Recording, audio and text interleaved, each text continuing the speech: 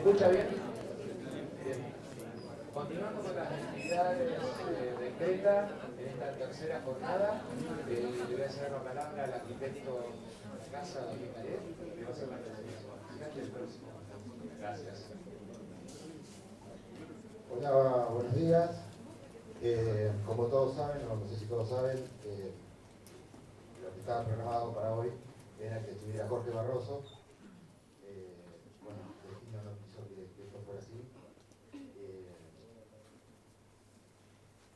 Y cuando ante ese hecho le pedimos a Juan Martín si podía venir, rápidamente contestó como contestan los amigos.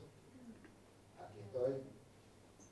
Ya hay una relación que se empieza a generar una situación de cuestiones entrañables, sobre todo porque tenemos una relación con la Universidad de La Plata que nos marca en nuestra propia historia a partir de la democracia. ¿Qué cosas podemos hablar de Juan Martín? Juan Martín es un docente, su mirada hacia la arquitectura, tanto en términos disciplinares y tanto en términos profesionales, está desarrollada a partir de una gran actividad prolífica en relación a los concursos de arquitectura.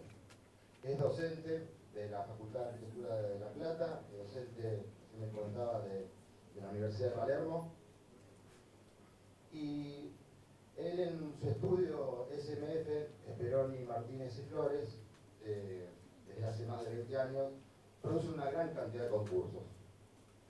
Llevan más de 60 concursos realizados, de los cuales han ganado 12 primeros premios.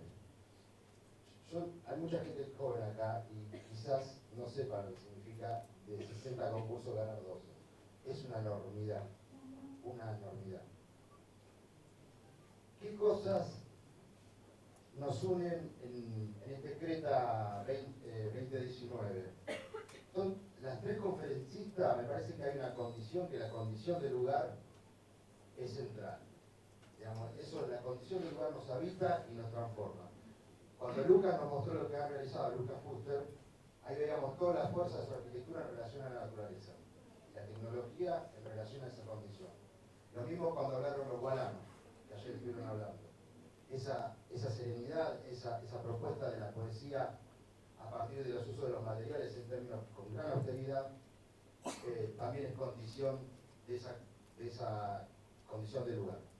Y Juan Martín, que viene de ese ideario platense de la geometría y de la racionalidad, es un fiel representante de la escuela platense, la escuela que nos ha dado enormes satisfacciones y a nosotros particularmente nos ha constituido también en términos disciplinares. Hay algo que lo que nos va a contar Martín es arquitectura y paisaje, estrategias y proyectos, y tiene como un subtítulo que es de la China al pabellón del Bicentenario. Y ahí hay un punto de coincidencia que se tiene con Barroso. Barroso decía, cuando miraba hacia adelante, hace 30 años, el mundo que les va a tocar es un mundo más amplio que el que nosotros habitamos. Ustedes van a trabajar en la escena global. Y Juan Martín es uno de esos referentes, que está trabajando en la escena global. Hay otra condición que nos une, o que une, si se quiere, a estos representantes sudamericanos. Por un lado nos une la desgracia, y por otra parte nos une también el fútbol. Ayer en un momento hablábamos del fútbol. Lucas no es tan amante del fútbol, pero con los uruguayos, ¿no? Empezamos a discutir de fútbol. Y ahí hay un dicho en el fútbol que dice: el fútbol es aquel deporte donde juegan 11 contra 11, pero siempre ganan los alemanes. Y con los concursos de arquitectura pasa algo parecido. Todos participamos de concursos de arquitectura, pero siempre lo gana Juan Martín. Así que nos dejo con Juan Martín. Bueno, muchas gracias.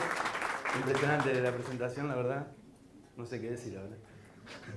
Bueno, muchas gracias.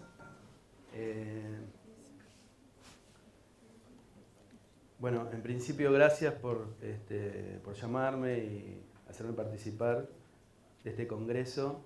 Gracias a Roberto y a Eugenia Guadaña, que ellos me convocaron, me llamaron y bueno, aquí estoy.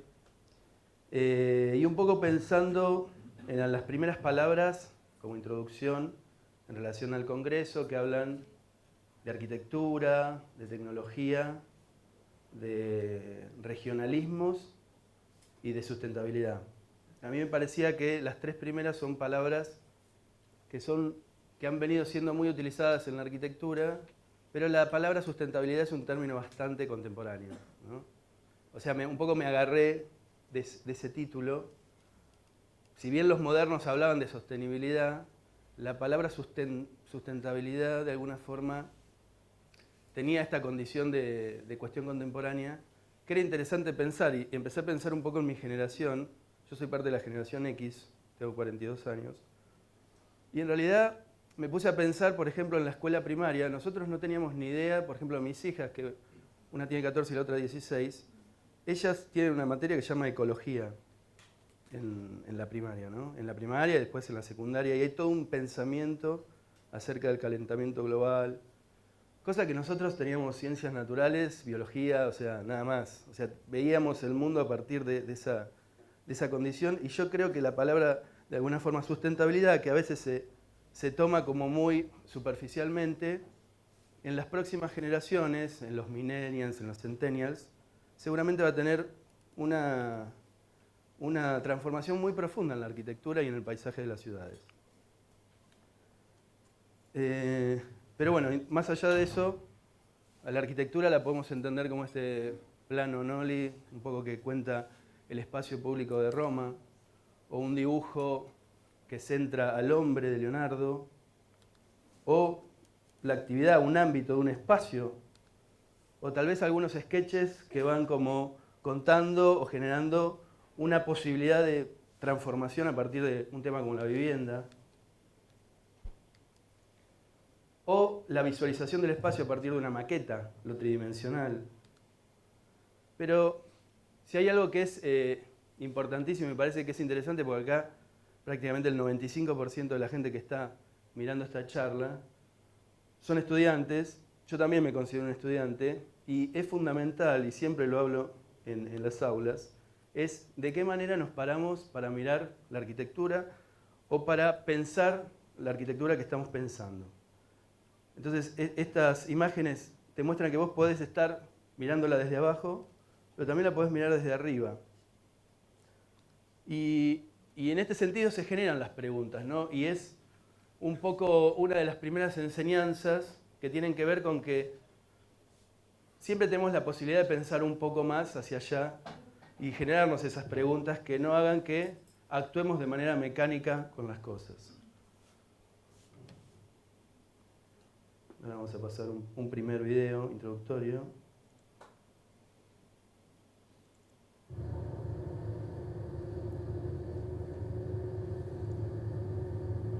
Perdón,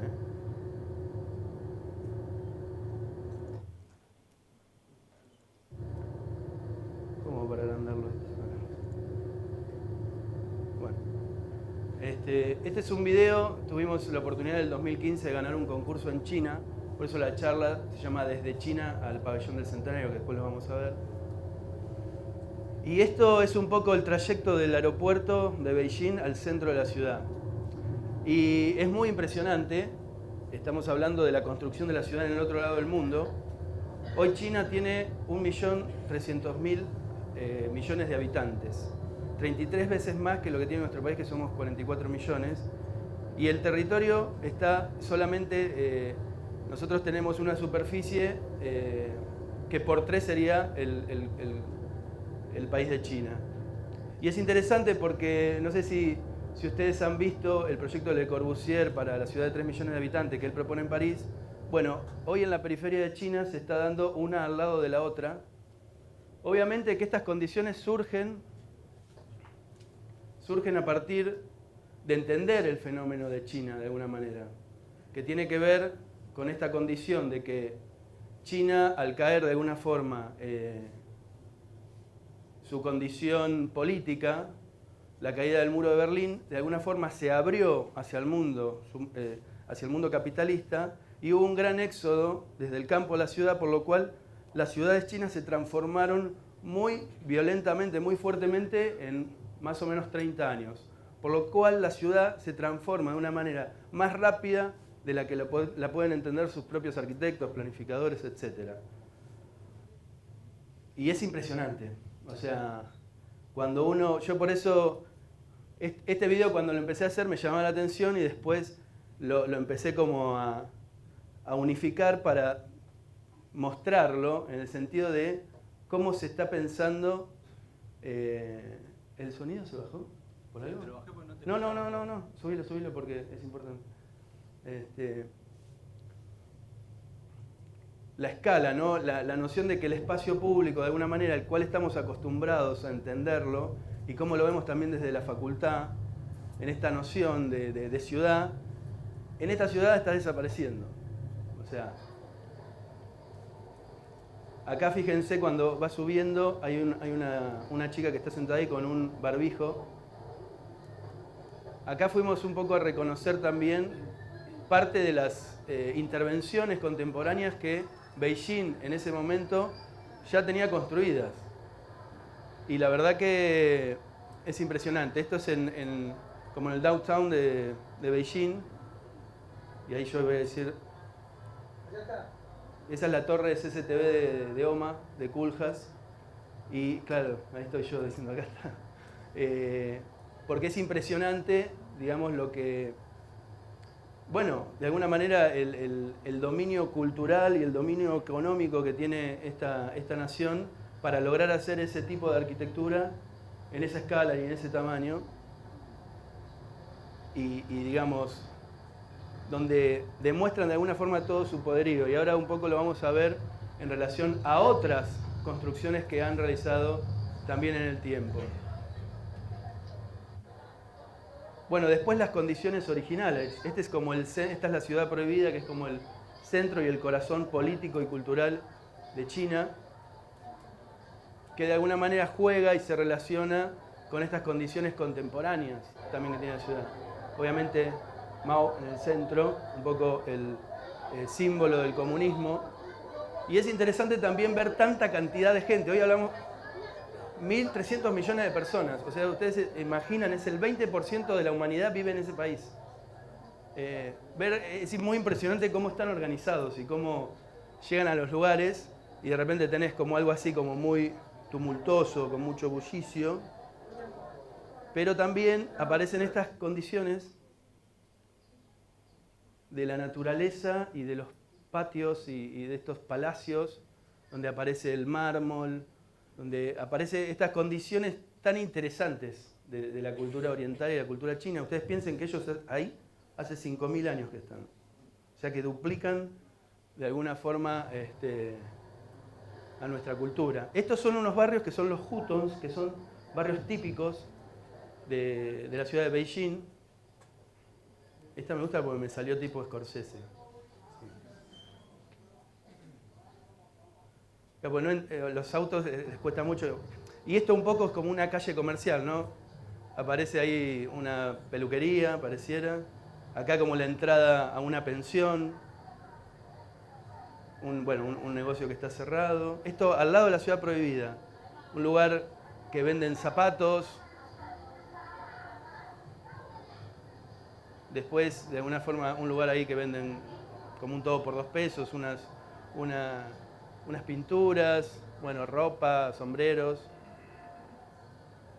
Pero lo interesante de acá, por ejemplo, es... Acá no llego, ¿no? Pero si yo taparía... A ver, capaz que llego. Ahí está. Yo tapo eso y eso podría ser la General Paz, ¿no? Entonces, es interesante. Acá un poco termina el video. Porque lo que trata de contar es que... Uy. Sí, ahí está. Perdón. Esa va más adelante. Lo que es interesante es que de alguna forma es un fenómeno global que se está dando en todas las ciudades, este tipo de transformaciones, y hay una condición en este avance de la ciudad en relación a una condición de identidad. Y bueno, un poco este video es introductorio de esta experiencia que les quería contar. Bueno, acá vemos un poco esa ciudad que va creciendo en las periferias.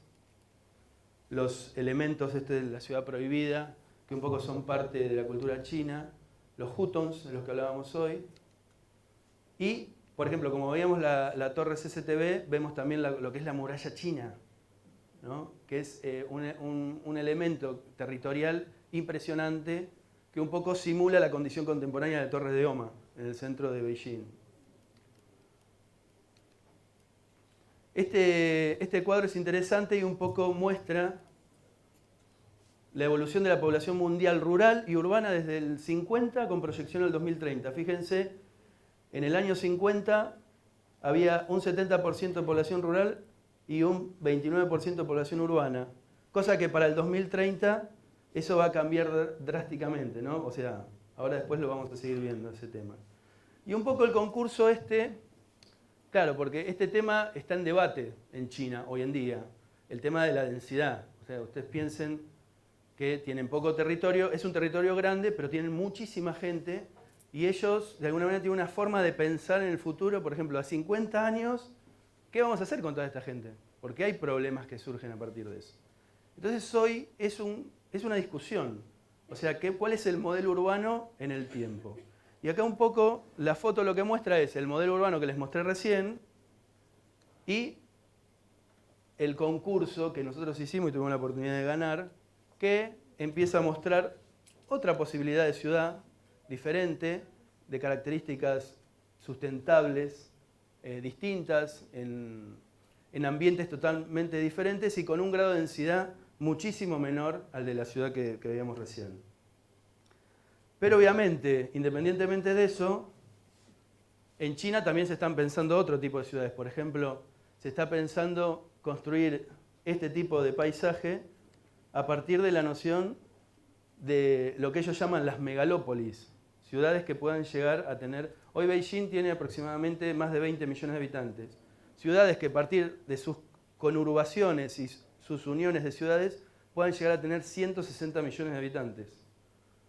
Cosa que asusta, ¿no? Pero bueno, es un poco uno de los modelos que se están pensando en China y que obviamente lo que está pensando es en la cantidad, ¿no? En poder generar espacios para que la gente pueda estar, pero no está pensando realmente en qué condiciones se da esa convivencia.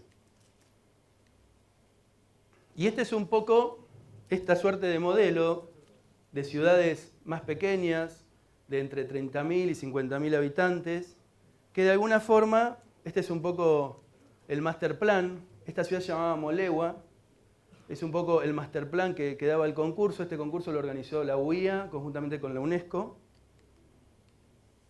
Y suponían un área urbana en este lugar y además replicar estos que ellos llaman el universo de la flor, que es como la misma área natural en relación a la urbana, como una suerte de equilibrio. Un poco el plan es que estas ciudades, estas microciudades, iban a empezar a estar al lado de ciudades ya preexistentes, pequeñas, y que si esto tiene éxito, estas microciudades iban a empezar a ponerse en otras ciudades y así iba a ir generando como una red, porque obviamente con 30.000, 50.000 habitantes no hacemos nada ante esta cantidad de gente, pero si eso se empieza a replicar en el territorio, podía ser una posible solución a este problema que hoy tiene China con sus ciudades. Obviamente las condiciones en las cuales se encontraban estas posibilidades de nuevas ciudades son totalmente diferentes, donde lo que está en el primer lugar es la naturaleza, ¿no? Las condiciones naturales. Este es el terreno, es parte del borde del terreno de esta nueva ciudad, con ese lago, ese arroyo. Y estas son imágenes que ellos de alguna manera enviaban, digamos, como a tener en consideración qué era lo que estaban pensando en relación a los lugares naturales. Fíjense cómo la arquitectura quedaba siempre como en un segundo plano. Este es el master plan, que es un poco el círculo, y el concurso era un concurso que paralelamente tenía aproximadamente 20 concursos. Entonces vos te anotabas y elegías una manzana de estas y hacías tu proyecto. Había temas relacionados con la vivienda, que son todos estos celestes, temas relacionados con la educación, lo comercial, ¿no? Para generar también una mixtura de usos, ¿no? Obviamente. Y este era un poco el imaginario, estos son todos datos que nos enviaban ellos, un poco el imaginario del concurso en relación a cómo podría ser esta nueva ciudad sustentable. También condiciones de cómo debería entenderse el automóvil, siempre enterrado, entendiendo el espacio público, ingresando como en estas suertes de nuevas parcelas, los ámbitos comerciales más relacionados con el cero y después lo específico por encima de ello. Y también la noción de la calle como de alguna forma corredor urbano y corredor comercial.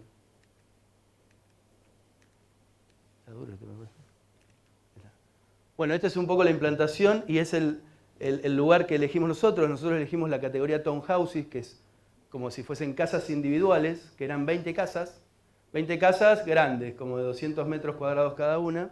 Y elegimos esta área que estaba como en el borde de este gran círculo y en relación directa con este gran bulevar, este gran parque, y con este parque que es el Parque de la Flor.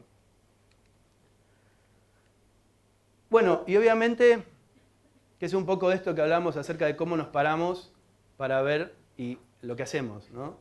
Entonces, primeramente, los conceptos. O sea, ¿qué estamos pensando para hacer lo que vamos a hacer? Y acá fue fundamental estos dos elementos. El primero es visualizar la casa original china, que es una casa que básicamente vive todo el grupo familiar chino, donde esta casa se cierra hacia el exterior, pero tiene un gran patio en donde todas estas habitaciones se abren hacia él. Y el segundo elemento es, bueno, ¿cómo es el espacio público? ¿Cómo va a ser la consideración para llegar a cada una de estas viviendas? Entendíamos que el espacio público de los huttons, que son los barrios que contábamos recién, era como la consideración a tener en cuenta.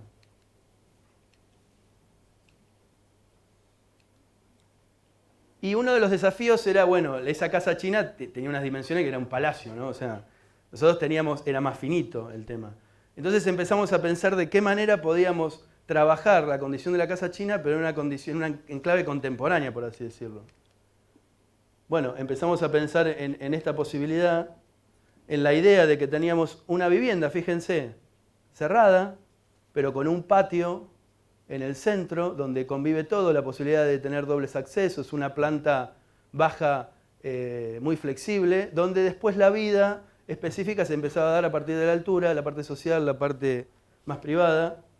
Los elementos que hacen a esta vivienda en relación a los muros, los elementos de cerramiento, la estructura, los elementos naturales. Y acá se ve muy bien y muy claramente cómo estos muros, de alguna manera, cierran prácticamente la casa, ni se abren, pero hacia adentro la vivienda tiene estas consideraciones de transparencia total. Esta foto es una foto también donde se ve la casa china. Nos gustó mucho porque es una foto muy antigua y se ve esta condición, que es una condición muy distinta al espacio público que nosotros entendemos, las dimensiones, ¿no? Y este era el lugar donde íbamos a trabajar. Y lo primero, o sea, la consideración del concurso era hacer algo así. Entendimos que este espacio se parecía más a una plaza. Y no queríamos hacer eso, no queríamos darle como una condición occidental.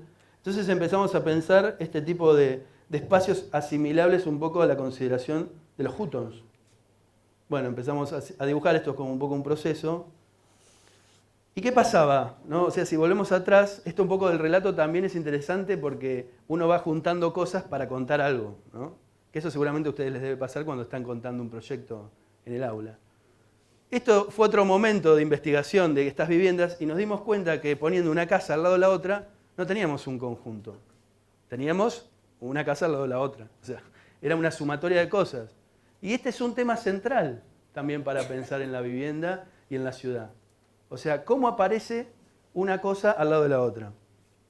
Y en ese sentido, entendimos que teníamos que pensar en relación a la construcción, a la generación de un conjunto, pero a partir de esa tipología inicial. Hasta que apareció este dibujo, donde de alguna forma la trama como concepto podía ser interesante en cómo esas casas podían ir pegándose de distinta manera e ir generando como distintas cuestiones espaciales. De a poquito fue apareciendo, donde se empieza a ver esa trama de los huttons, pero a su vez uno no puede identificar una de las viviendas, sino que identifica la trama en su conjunto. Obviamente que a medida que uno va avanzando en el proyecto, el programa, además de lo específico, empieza a sugerir cosas.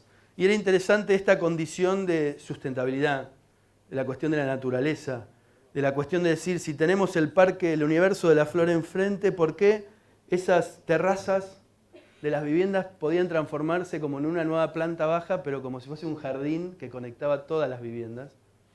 Y era una idea muy bonita porque de alguna forma establecía esa condición de espacio público, pero en un primer piso a partir de la conexión de todas esas viviendas. Acá estos son un poco los planos que enviamos al concurso, obviamente ya muy definidos. Acá vemos la planta baja. Fíjense que la consideración del auto fue resolverla a partir de un espacio de subsuelo, donde cada vivienda tiene 2 autos, se puede subir por este núcleo, escalera y ascensor, y podés llegar caminando por acá a cada una de las viviendas, ¿no?